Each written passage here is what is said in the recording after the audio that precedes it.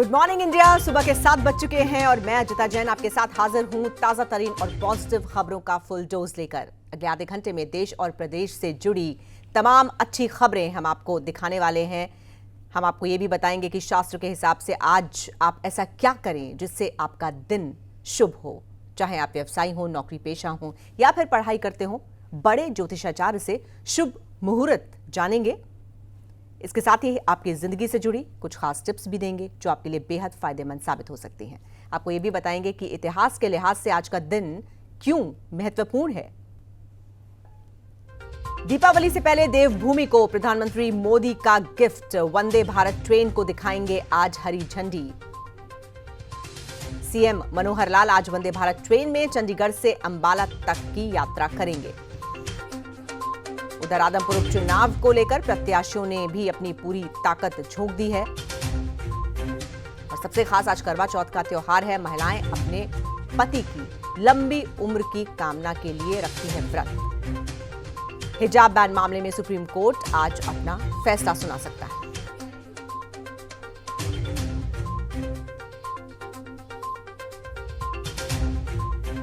तो ये कुछ खास गतिविधियां जो आज रहने वाली हैं। और आइए अब आपको 2 मिनट में 10 बड़ी खबरें बता देते हैं।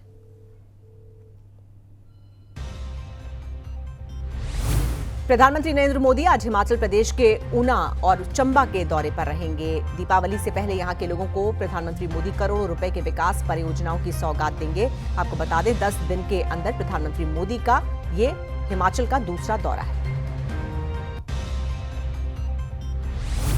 प्रधानमंत्री मोदी चंबा से पहले ऊना जाएंगे, जहां प्रधानमंत्री वंदे भारत ट्रेन को अंब रेलवे स्टेशन से हरी झंडी दिखाएंगे। प्रधानमंत्री यहां बल्क ड्रग फार्मा पार्क का शिलान्यास और ट्रिपल आईटी परिसर का शुभारंभ करेंगे। हरियाणा के सीएम मनोहर लाल आज वंदे भारत ट्रेन में चंडीगढ़ से अंबाला तक की यात्रा करेंगे। इस दौरान हरियाणा के तमाम कैबिनेट मंत्री भी मुख्यमंत्री के साथ मौजूद रहेंगे। विधानसभा चुनाव को लेकर तमाम पार्टियां लगातार प्रचार प्रसार कर रही हैं। वहीं इसी को लेकर गुजरात में बीजेपी की गौरव यात्रा निकाली जाएगी, जिसमें गृह मंत्री अमित शाह शामिल होंगे। दिवाली के मौके पर केंद्र सरकार ने रेलवे कर्मचारियों को बड़ा तोहफा दिया है। सरकार ने कर्मचारियों को बोनस देने का ऐलान किया है। केंद्रीय मंत्री अनुराग ठाकुर ने इसकी जानकारी देते हुए बताया कि कर्मियों को 78 दिन का बोनस दिया जाएगा। प्रधानमंत्री नरेंद्र मोदी की अध्यक्षता में हुई कैबिनेट की बैठक में सरकार ने कई बड़े ऐलान किए। सबसे बड़ा ऐलान प्रधानमंत्री डिवाइन योजना शुरू करने का है। इसके लिए शुरुआती लेवल पर 1500 करोड़ रुपए का बजट आवंटित किया गया है। सुप्रीम कोर्ट में नोटबंदी के फैसले के खिलाफ दाखिल याचिकाओं पर बुधवार को सुनवाई हुई। कोर्ट ने केंद्र सरकार और आरबीआई से 500 और 1000 रुपए के नोटों को बंद करने के फैसले पर हलफनामा दाखिल करने के लिए कहा है। इसके लिए केंद्र और रिजर्व बैंक ने कोर्ट से समय की मांग की है। अब मामले में 9 नवंबर को सुनवाई होगी। कांग्रेस अध्यक्ष पद के उम्मीदवार मल्लिकार्जुन खड़गे ने चंडीगढ़ में प्रेस कॉन्फ्रेंस की। खड़गे ने डेलीगेट से अपने पक्ष में वोट देने की अपील की। इस दौरान मल्लिकार्जुन खड़गे के साथ दीपेंद्र हुड्डा, प्रमोद तिवारी समेत कई नेता मौजूद हैं।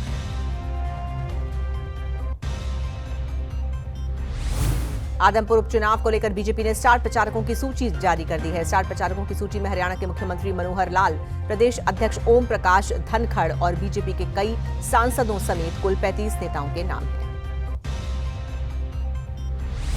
देश के कई हिस्सों में आज मनाया जा रहा है करवा चौथ का त्योहार। बाजारों में दिखी रौनक। देर शाम चांद के दीदार के साथ पूरा होगा व्रत।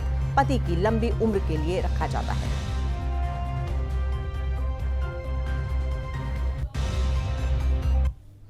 और अब खबर विस्तार से। सबसे पहले बात कर लेते हैं आदमपुर उपचुनाव की, जिसे लेकर राजनीतिक दल अब पूरी तरह से मैदान में उतर चुके हैं। काफी सोच विचार के बाद नामांकन से 2 दिन पहले कांग्रेस ने पूर्व विधायक जयप्रकाश पर दांव लगाया है, तो वहीं बीजेपी पहले ही भव्य बिश्नोई को चुनावी मैदान में उतार चुकी है, जबकि इनेलो ने अभी तक अपने पत्ते नहीं खोले हैं। देखिए रिपोर्ट।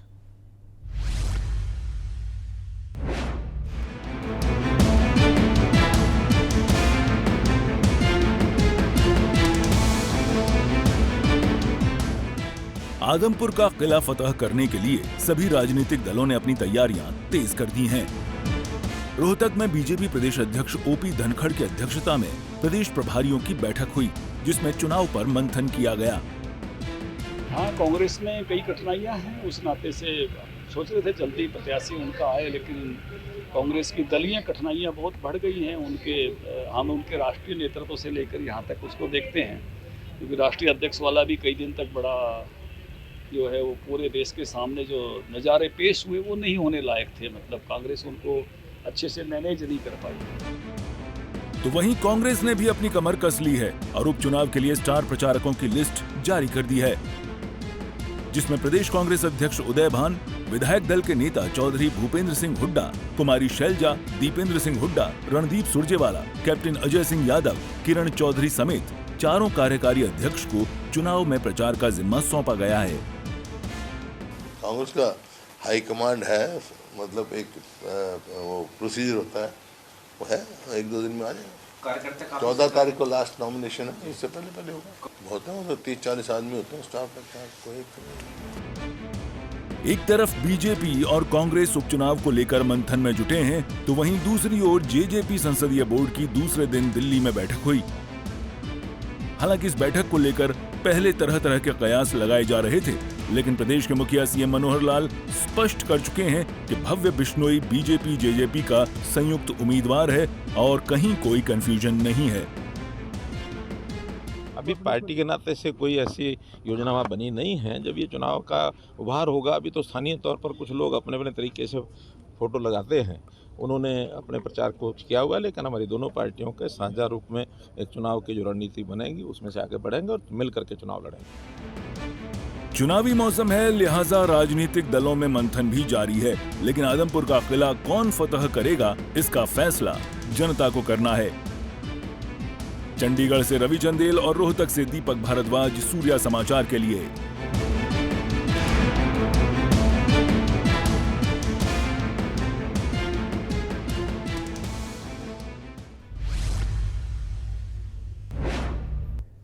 और अब बात बेटियों के हौसले के उड़ान की। हरियाणा की बेटियां अपने बुलंद होते हौसलों से देश और दुनिया में वो कारनामा कर दिखा रही हैं जिसकी आज हर तरफ चर्चा होती है। और ऐसी ही एक बेटी मीनाक्षी ने राष्ट्रीय साइकिलिंग प्रतियोगिता में 2 स्वर्ण और 4 पदक जीतकर पूरे प्रदेश का नाम रोशन किया है। ये रिपोर्ट देखिए।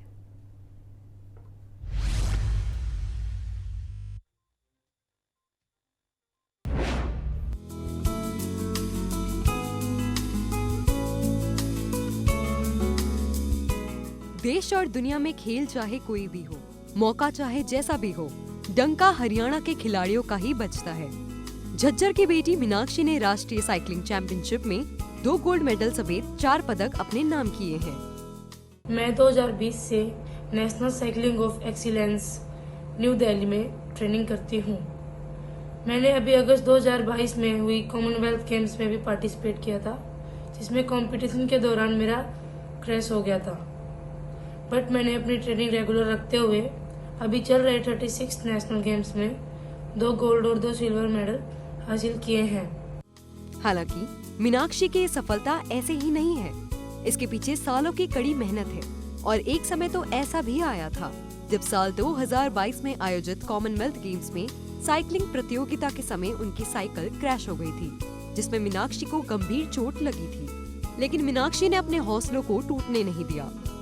अभी हाल ही में इंग्लैंड में जो कॉमनवेल्थ गेम हुए थे, तो गेम के दौरान मेरी बेटी साइकिलिस्ट मीनाक्षी का ज़बरदस्त सफ़र क्रैश हुआ था। उसे बहुत चोटें आई थी। एक लड़की तो उसके पसलियों के ऊपर से साइकिल ले गई थी, परंतु उसने हार नहीं मानी। उसने बहुत मेहनत की और भगवान की कृपा से और आप सबके आशीर्वाद से वो फिर से खड़ी हुई। और अभी हाल ही में जो नेशनल में गेम हुए हैं उसमें उसने 5 मेडल हासिल किए हैं। इससे मेरे गांव में खुशी का माहौल है। बता दें कि झज्जर जिले के गांव दूबलधन की रहने वाली बेटी इससे पहले भी प्रदेश का कई मौकों पर नाम रोशन कर चुकी है।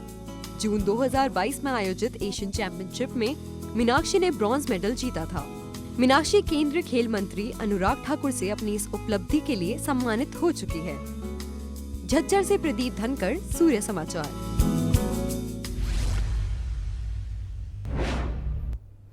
प्रदेश के यमुनानगर जिले ने पराली के मुद्दे पर बाकी के जिलों के लिए एक नजीर पेश की है। एक रिपोर्ट के मुताबिक यहां खेतों में पराली जलाने के अभी तक सिर्फ 3 मामले सामने आए हैं और ये संभव हो पाया है कृषि विभाग की उस जागरूकता अभियान से, जिस पर अमल करते हुए किसान अब खेतों में पराली नहीं जलाते।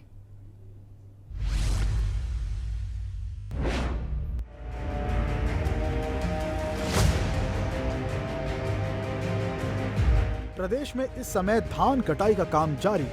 किसान धान को लेकर मंडियों में पहुंच रहे हैं। वहीं खेतों में पराली किसानों के लिए मुसीबत बन रहा है। लेकिन यमुनानगर कृषि विभाग इस पर अपनी पैनी नजर बनाए हुए और हर बार की तरह इस बार भी किसानों से पराली नहीं जलाने की अपील कर रहे हैं और इसका जमीन पर असर भी दिख रहा है। कृषि विभाग के डिप्टी डायरेक्टर के मुताबिक यमुनानगर में पराली जलाने के महज 3 मामले सामने आए हैं, जिन पर जुर्माना लगाया गया है।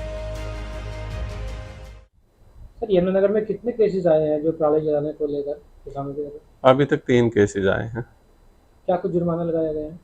तीनों केसेस में हमने 2500 रुपये पर इंसिडेंट के हिसाब से 7500 रुपये इन्वायरमेंट कंपनसेशन चार्जेस है उसको रिकवर किया है। कहाँ के किसान हैं? एक जगाधरी ब्लॉक में गांव है और 2 गांव सरस्वती नगर के हैं। हरियाणा और पंजाब में पराली एक बड़ी समस्या है। किसान खेतों में पराली जलाते हैं, जिससे हवा जहरीली हो जाती है और लोगों को सांस लेने में परेशानी होती है। ऐसे में कृषि विभाग की ओर से इस बार अवशेषों को दबाने या दूसरे विकल्प के लिए कुछ अनुदान राशि भी तय की गई है। हाँ, किसानों से हम ये अपील कर रहे हैं कि डिपार्टमेंट के द्वारा एक्स-सी2 और इन-सी2। एक्स-सी2 में जो किसान बेल बनाकर इंडस्ट्री को देगा और दूसरा जो किसान पराली नहीं जलाएगा, पराली को खेत में ही हल के द्वारा या दूसरे हैप्पी सीडर, सुपर सीडर से मिला के यदि गेहूं की बिजाई करेगा तो उसको हम 1000 रुपये प्रति एकड़ के हिसाब से प्रोत्साहन राशि देंगे। तो किसानों से मेरी ये अपील है कि जो पोर्टल है स्टेट डिपार्टमेंट एग्रीकल्चर का, मेरी फसल मेरा ब्यौरा, उस पर जाके जो भी किसान एक्स-सी2 और इन-सी2 करने में इंटरेस्टेड है वो अपनी रजिस्ट्रेशन वहाँ पे करा दें। बता दें कि मनोहर सरकार की ओर से भी पराली की समस्या को लेकर समय समय पर उचित कदम उठाए जाते हैं ताकि पराली से निकलने वाले धुएं से निजात मिल सके। यमुनानगर से सुनील गुजर, सूर्य समाचार।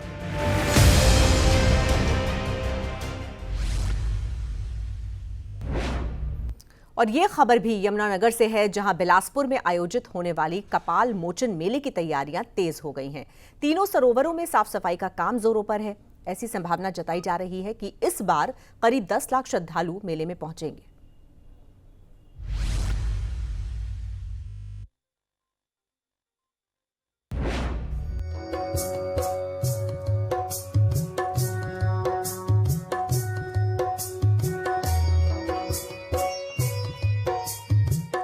उत्तर भारत में सबसे प्रसिद्ध मेलों में से एक बिलासपुर में आयोजित होने वाले मेले कपाल मोचन की तारीख नजदीक आ गई है। 4 नवंबर से शुरू होने वाला ये मेला 8 नवंबर को कार्तिक पूर्णिमा तक चलेगा, जिसे लेकर अभी से तैयारियां जोर पकड़ रही हैं। यमुनानगर का कपाल मोचन तीर्थ स्थल, जहां हर साल कार्तिक पूर्णिमा के दिन मेला लगता है, इस साल भी 4 नवंबर से यहां पर मेला लगेगा और यहाँ पर जो है हर साल देश विदेश से लाखों श्रद्धालु यहाँ पर स्नान करने पहुँचते हैं। कपाल मोचन में 3 जो है सरोवर हैं, ऋण मोचन, कपाल मोचन और सूर्य कुंड। यहाँ पर आप देख सकते हैं इस समय जो है साफ सफाई, पुताई और जो है रिपेयरिंग का काम चल रहा है। आप देख सकते हैं किस तरह से इस बार जो है मेले को स्पेशल बनाने के लिए प्रशासन ने पहले से ही तैयारियां कर दी हैं। एक अनुमान के मुताबिक इस मेले में करीब 10 लाख श्रद्धालुओं के आने की संभावना है, जिसे लेकर प्रशासन की मुस्तैदी अब दिखने लगी है। इस बार कपाल मोचन मेला 2022 का आयोजन 4 से 8 नवंबर 2022 को किया जा रहा है। माननीय उपायुक्त महोदय के दिशा निर्देशों और मार्गदर्शन अनुसार हमने तीनों सरोवरों में और तीनों सरोवरों के आसपास सफाई का कार्य आरंभ कर दिया है। सफाई, रंग रोगन और रिपेयर का कार्य 15 अक्टूबर तक हमने पूरा करने का निर्णय लिया है और उसी अनुसार समय सीमा के अंदर ही हमारी तैयारियां शुरू हो गई हैं और समय सीमा के अंदर ही हम तैयारियों को पूरा करने का हमने निश्चय किया है। आपको बता दें कि कपाल मोचन हिंदुओं और सिखों दोनों के लिए धार्मिक महत्व रखता है। इस स्थान का जिक्र महाभारत और पुराणों में भी कई जगहों पर होता है। कपाल मोचन को तीनों पौराणिक संसारों में प्रसिद्ध माना जाता है। यहाँ पे जो सतयुग के समय का तीर्थ है ये शिवजी महाराज भी आए हैं। उसके बाद जब द्वापर आया, द्वापर कृष्ण मुरार, जब द्वापर में कृष्ण मुरार आया, इस धरती पे है, जरासंध भी है, यहाँ से उसका किला है। और कुंती माता कुंती ने जब राधा ना करी देवताओं की, 6 देवताओं पर जिससे चाहे वो पुत्र प्राप्ति कर सकती है। उसके मन में जब शंका हुई कभी ना होए तो यहीं से हम करते हैं। यहाँ उसने कुछ आराधना की, यहाँ कुंड था, स्नान करने के बाद जब सूर्यादेव की आराधना की तो कर्ण यहाँ पे पैदा हुआ। यहाँ पूजा पाठ करने वाले पुजारी बताते हैं कि सिखों के 10वें गुरु गोविंद सिंह जब पावटा साहिब के भंगानी से युद्ध लड़कर लौट रहे थे तो इसी स्थान पर करीब 2 महीने तक रुके थे। कपाल शस्त्र द्वय गुरु गोविंद सिंह ने कपाल मोचन में, जहाँ पे सुहास महाराज जी सेवा करते हैं, रीन मोचन में है, मदन मोहन सेवा करते हैं, और जो शिव मंदिर है वहाँ विजय जी महाराज सेवा करते हैं, दूसरे स्थानों में इत्यादि। कपाल मोचन की प्रसिद्धि का ऐसे अंदाजा लगा सकते हैं कि यहाँ न सिर्फ भारत के बल्कि विदेशों से भी श्रद्धालु खिंचे चले आते हैं। पिछले 2 साल में कोरोना की वजह से मेले में उतनी रौनक नहीं थी, लेकिन इस बार मेला प्रशासन को बड़ी उम्मीदें हैं। यमुनानगर से सुनील कुमार, सूर्य समाचार।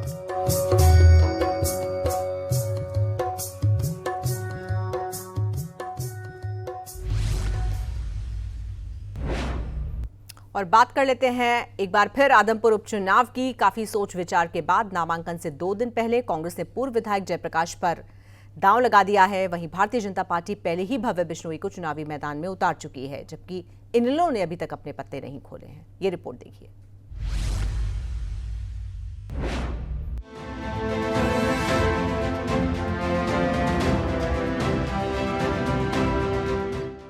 आदमपुर का किला फतह करने के लिए सभी राजनीतिक दलों की जोर आजमाइश जारी है। इसी बीच एक एक कर प्रत्याशियों के नाम की घोषणा भी हो रही है।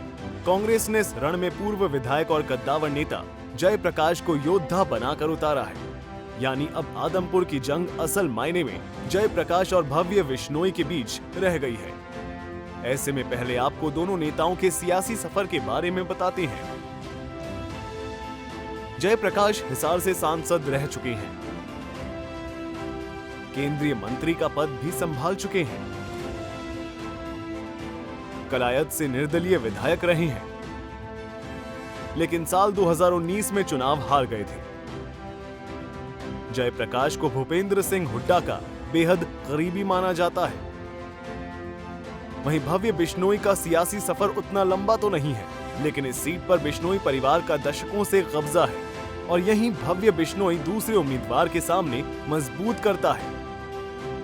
बता दें कि कुलदीप बिश्नोई के बेटे भव्य बिश्नोई युवा चेहरा है। ऑक्सफोर्ड विश्वविद्यालय के स्नातक की पढ़ाई की हुई है। साल 2019 में हिसार से कांग्रेस की टिकट पर लोकसभा चुनाव लड़ा था, लेकिन हार हुई थी। भव्य बिश्नोई जनहित छात्र संगठन के अध्यक्ष भी रह चुके हैं। बीजेपी प्रत्याशी भव्य बिश्नोई ने अपना नामांकन दाखिल किया और जीत का दम भरा। पूर्ण रूप से नरेंद्र मोदी जी की नीतियों से आज पूरा हिंदुस्तान प्रभावित है और हरियाणा प्रदेश की बात करें तो समस्त जो जनता है वो खट्टर साहब की नीतियों से प्रभावित है। हम उन्हीं के नेतृत्व में आगे बढ़ते हुए काम करेंगे। पूरी ताकत इस चुनाव में भव्य के साथ, क्योंकि जब 2 चीज़ें एक साथ इकट्ठी होकर आती हैं, एक मोदी जी की लोकप्रियता है, मनोहर लाल जी हरियाणा सरकार के काम हैं और बिश्नोई परिवार का भी इस हल्के में एक अपना पुराना प्रभाव है, तो मुझे लगता है कि जैसा भव्य का नाम है उतनी ही भव्य जीत होगी, उतनी शानदार जीत होगी। जब आज से 4 दिन पहले हमारे राष्ट्रीय अध्यक्ष ने एक बात कही कि गठबंधन धर्म निभाएंगे, तो हम निभाएंगे। क्या हमारे राष्ट्रीय अध्यक्ष की बात के बाद कोई और बात पेंडिंग पड़ती है? नहीं, जिस तरह से पोस्टर से देखिए वो उनकी सोच हो सकती है, हमारी नहीं है। हमने तो 4 दिन पहले बड़ी स्पष्ट तरीके से आसी के अंदर डॉक्टर अजय सिंह चौटाला जी ने एक बात कही थी कि गठबंधन धर्म हमारा संगठन निभाएगा और हम निभाएंगे। उनने रिजाइन किया, अब उनके बेटे लड़ रहे हैं, वो उनका और भारतीय जनता पार्टी का निर्णय है। एक तरफ बीजेपी गठबंधन में रहकर अपनी जीत का दम भर रही है, तो वहीं दूसरी ओर कांग्रेस में एक बार फिर से आपसी कलह सामने आ गई है। किरण चौधरी ने साफ किया कि प्रत्याशी का चयन नियमों के मुताबिक नहीं हो रहा है।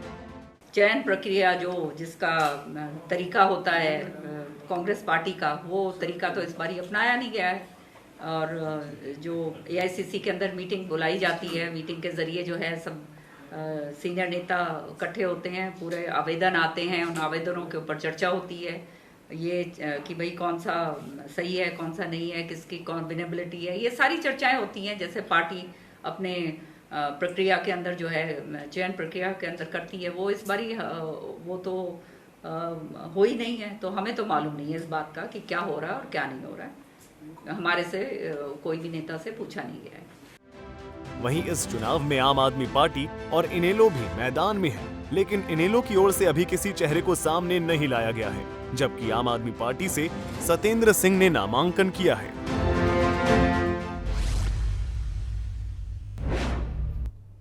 और अब बात भारतीय सेना के शौर्य की। जम्मू कश्मीर के उधमपुर में वायुसेना ने शौर्य और पराक्रम की एक झलक दिखाई। वायुसेना की ओर से आयोजित एयर शो में लड़ाकू विमान रफाल, जगुआर, मिग ने अपने करतब दिखाए। और इसके साथ ही फिलहाल इतना ही। ताज़ा तरीन खबरों से जुड़े रहने के लिए आप देखते रहिए सूर्य समाचार।